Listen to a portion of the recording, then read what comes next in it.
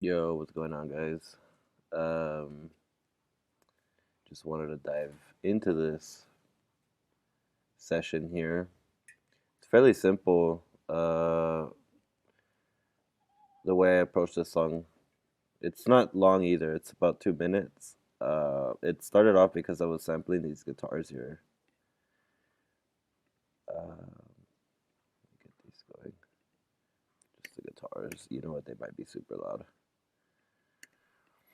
Yeah. So they're really loud.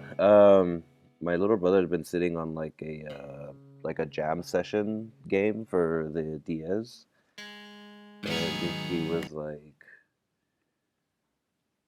"I'm always jamming on my Korg gadget and stuff, and I also have the Korg on the 3DS." So he was like, "Hey man, maybe you could use this to make music," which I thought was pretty cool. So he gave me that, and it's really only a like a guitar game. I haven't played the story. I've just been jamming out like on the free session. Um, but it has like all these chords and stuff, so I made sure to like jot them down, like F sharp minor. And I really like the seventh chords. I kind of noticed that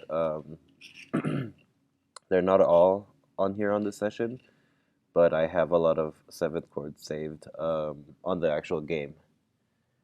Those were the ones I created a palette with. But yeah, so when I was jamming with the guitar, I had been more or less everything that's recorded here. I kind of did on the game. And while I was playing the game, I was kind of like wondering in my head what kind of beat I would have playing in the background. Build ups, drops, stuff like that. So it was pretty simple. When I came into Ableton, I kind of had a map of what I wanted to do. And speaking of what I wanted to do, let's actually just give it a listen.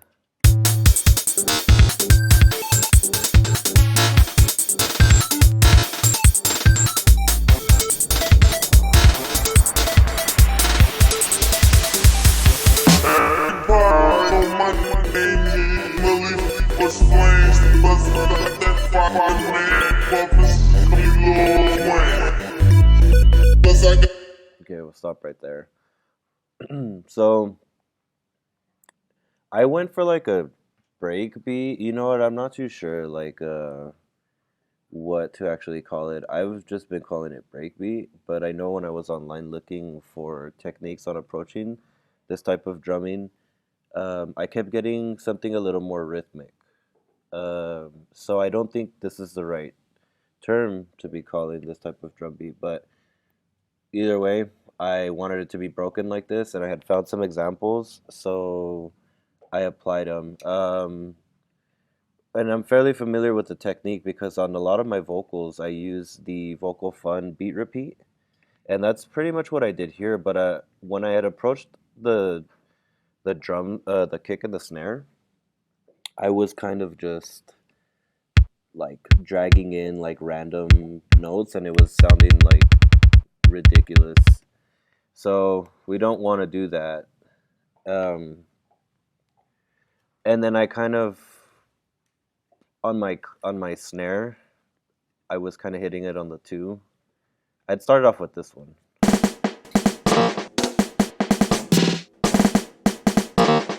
But I couldn't really get the focus on the snares, so what I did was I actually duped it and made a solid snare. No beat repeat, nothing. It's just hitting straight. So when they're combined, you kind of have something a little more to cling to.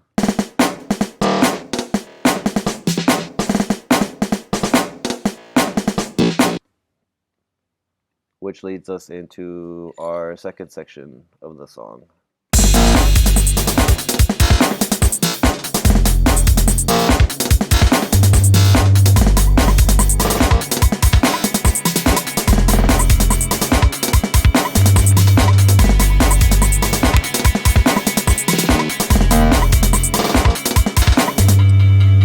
Okay, So also I'm in the back, so if you hear my dogs barking, they're just playing. Um, so here, this section is a great example of what I was hearing in my head when I was jamming on the jam, the DS game, the jam session. I totally don't know what it's called.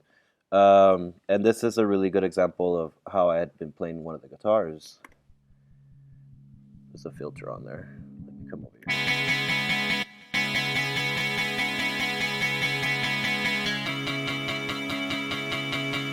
Right. So what I did here was I threw it onto a sampler, and I essentially just picked a couple notes and arpeggiated them.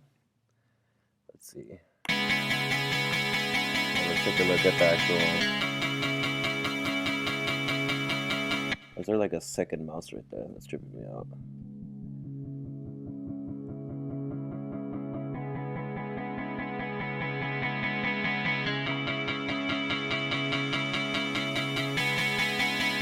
Right. So let's move on to the third. And I thought that was really cool because I didn't really know how I was going to do it, because essentially when I had started the session on Ableton, I had the actual wave, and I wasn't getting it right, like the way I wanted it to sound. And it was worrying me because I was like, I'm not going to be able to keep tempo with this type of beat. So I'm actually glad that I was able to pull through with the sampler. So let's take a listen. What is this? Third section.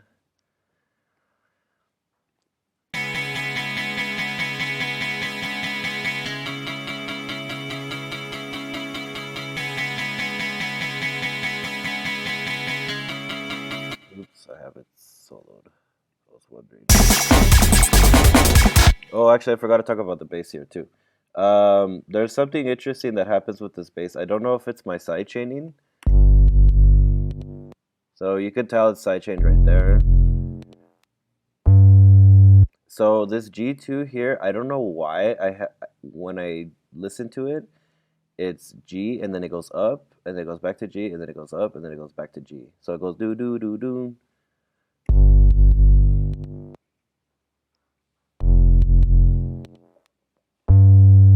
And it could just be me. I don't know. I tried to actually like throw the G and then G sharp and then G sharp and G. But let's see. Okay, so yeah. So maybe G sharp right here. Yeah, okay, that actually works a lot better. Huh. Okay, well, anyways, I'll save that for later. Let's move forward.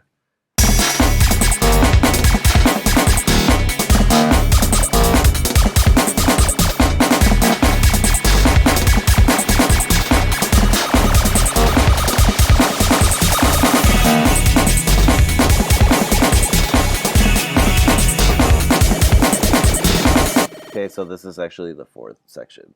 So what I've been trying to apply in my music recently is little sounds to keep sections interesting where there's not much happening.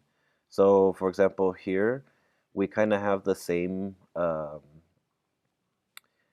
what for 16 bars we have the same kind of beat and sounds happening, and in the end I ended up adding this to give it a little more.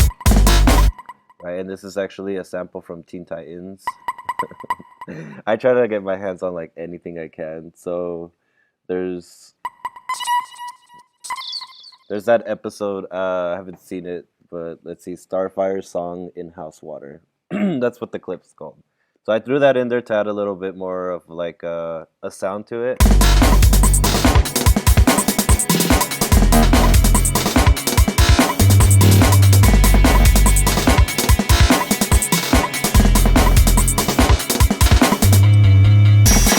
And the same goes for these lasers that are hitting here.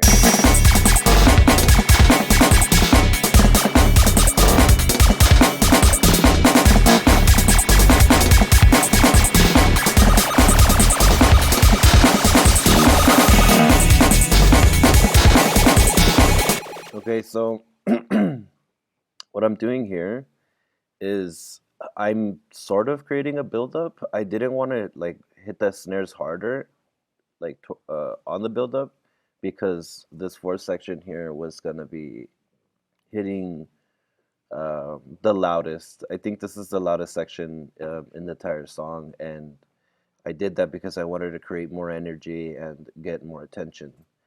Uh, it's a minute in, so and I think that people would be able to like sit through the first minute, that I've kept it interesting enough to get them to this part.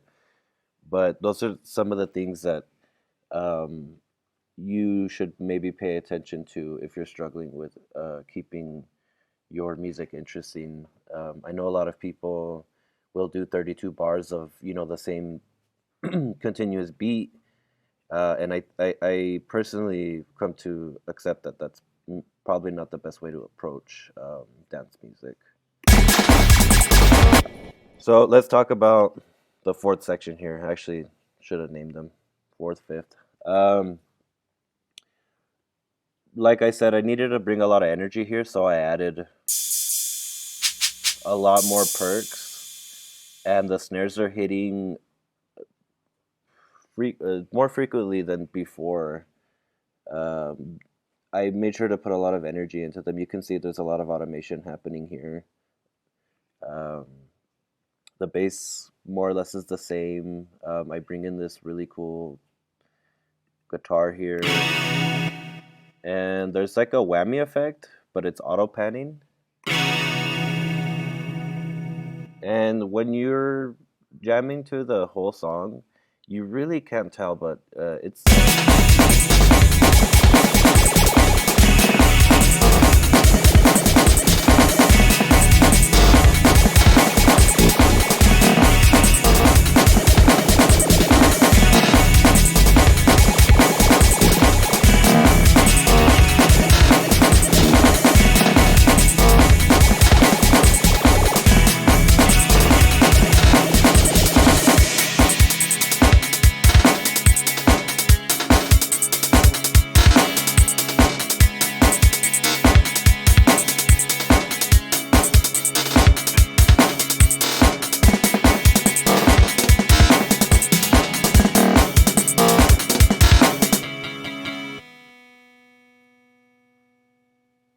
okay. So these actually have muted. This entire section's turned off, so they're actually not part of the structure.